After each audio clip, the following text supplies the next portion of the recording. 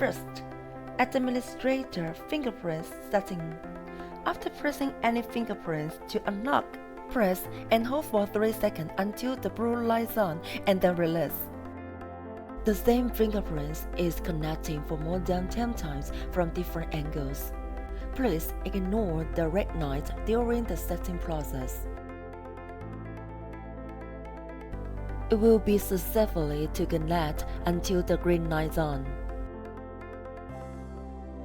Second, new user fingerprint setting. Press any finger for 3 seconds until the blue and red lights flashes. The administrator authorizes by pressing once and blue light stays on.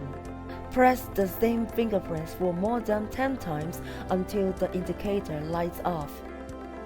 Please ignore the red light during the setting process.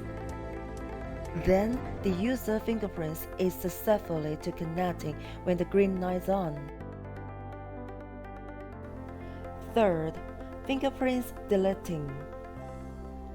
Press on the pedal for 8 to 9 seconds with any fingerprints. Please ignore the red and blue lights flash during the deleting process.